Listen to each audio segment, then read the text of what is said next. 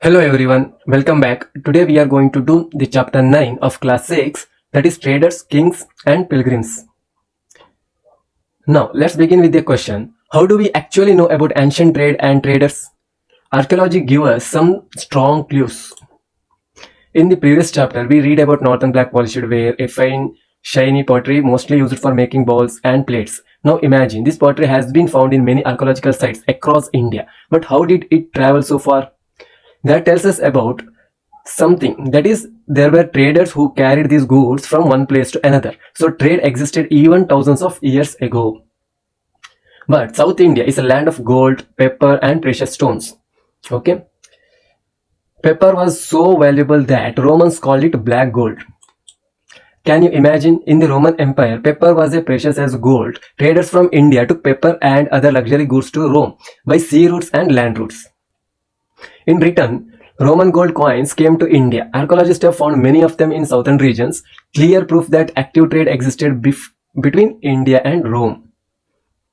Now, the traders were not just brave, they were smart navigators too. They discovered that the monsoon winds could help them sail faster. If they wanted to go from Arabia or East Africa to the western coast of India, they used the southwest monsoon winds, and on the way back, they used the northeast monsoon. This means India was already connected with the wide world, that is in Africa, Arabia and Southeast Asia, through this sea trade network. For this, they needed sturdy ship built for long and rough sea journeys. Now picture this southern half of India, that is full of long coastlines, hills, plateaus and river valleys. Among these, the Kaveri river valley was the most fertile and important, and the chiefs and kings who controlled these river valleys and coastal ports become rich and powerful. This is where we hear about the famous Movender. There is a Tamil word meaning three chiefs. These were the Cholas, Cheras and Pandyas, the ruling families who rose to power in South India around 2300 years ago.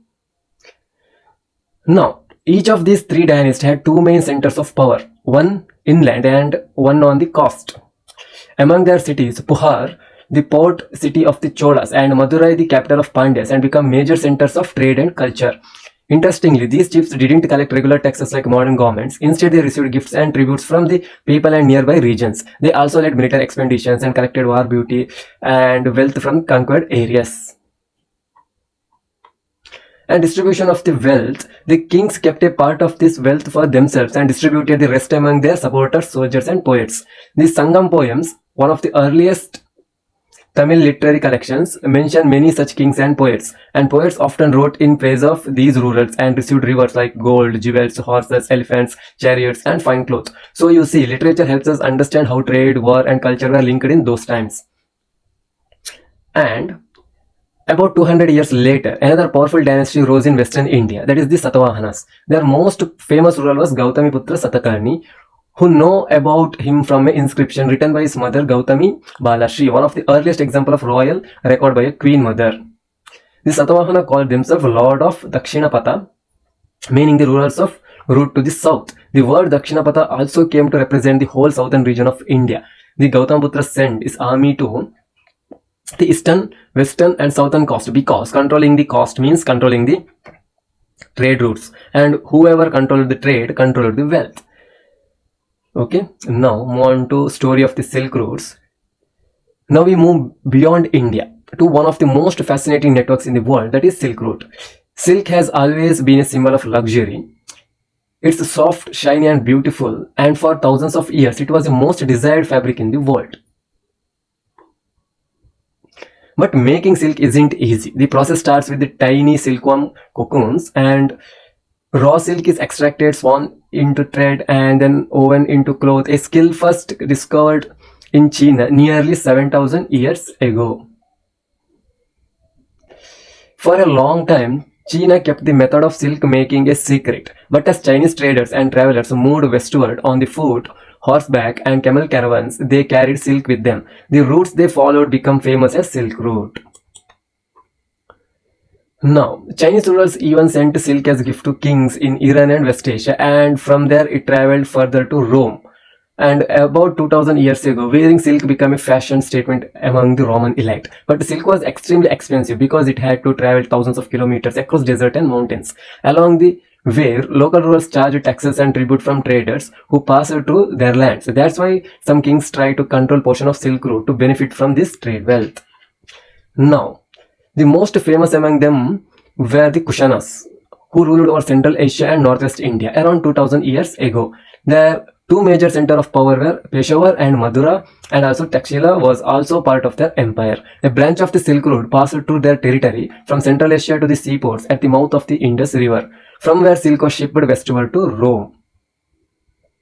The Kushanas were also among the first Indian rulers to issue gold coins, which helped traders in long distance transaction. Okay. Now, let's travel back to the time of Kushanas, who ruled over Central Asian part of India. Among them, the most famous ruler was Kanishka, who lived around 1900 years ago. Kanishka was not only a powerful king, but also a great supporter of Buddhism. He even organized a Buddhist council where monks and scholars gathered to discuss and preserve Buddhist teaching. One of the greatest scholars in Kanishka's court was Ashwagosha. He wrote the Buddha Charita, a poetic biography of Buddha, somewhat like how today we write biographies of great leaders to inspire others. Until this time, the most Buddhist works were written in Pali or Prakrit. But Ashwagosha and others began writing in Sanskrit, showing how Buddhism adapted to reach more people in India. And also, during this period, a new form of Buddhism emerged, and that is Mahayana Buddhism, that is the greater vehicle. It had two main features that made it different from earlier forms.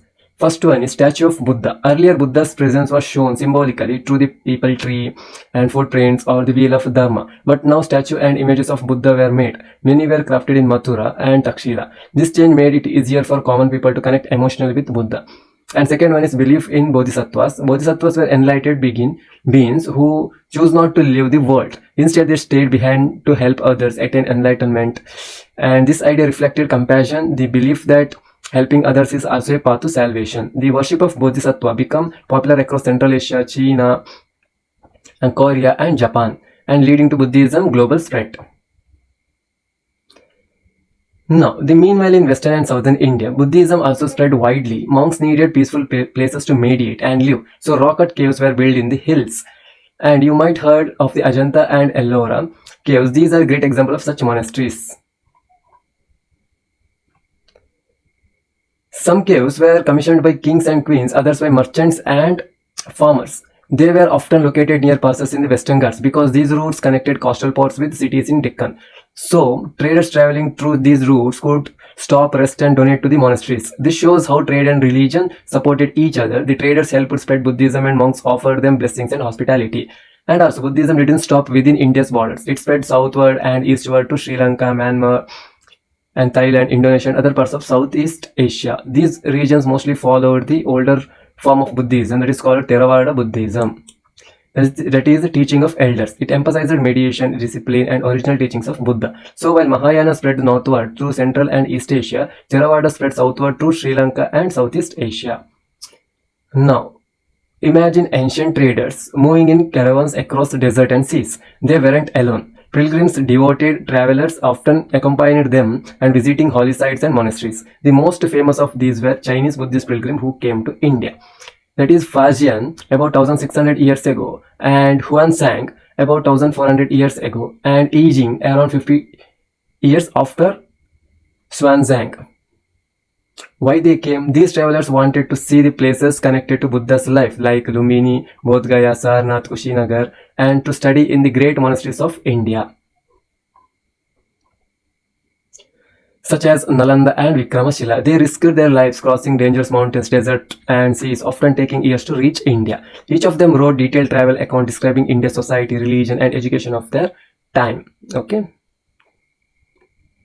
and Xuanzang's journey was especially remarkable. When he returned to China through Central Asia, he carried with him 600 manuscripts, the statue of Buddha, and all of these were loaded on 20 horses. But tragedy struck when crossing the Indus River. On boat capsized and 50 manuscripts were lost. Okay.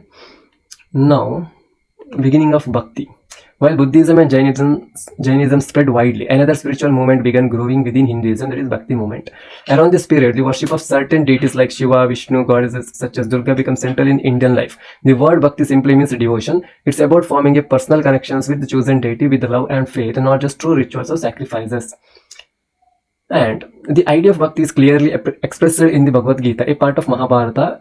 In it, Lord Krishna tells Arjuna, and these things we know don't need for UPSC.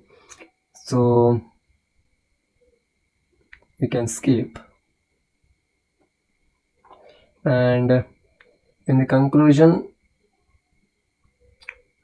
this unit, such as traders, kings, and pilgrims, shows us something powerful. Like India was never isolated; it was always connected to world through trade, religion, and ideas. From the ports of South India to Silk routes of Central Asia, from Buddhist monasteries to temples of Bhakti, India's history is the story of movement, exchange, and connections, the true foundation of our civilization. And this whole unit is about how it is changed after ancient time. Okay, how it is changing to medieval period. And this unit is just for basics and don't need to rush in this stage. So underline the important points, and I will upload next unit in coming days. Don't forget to like, share, and subscribe.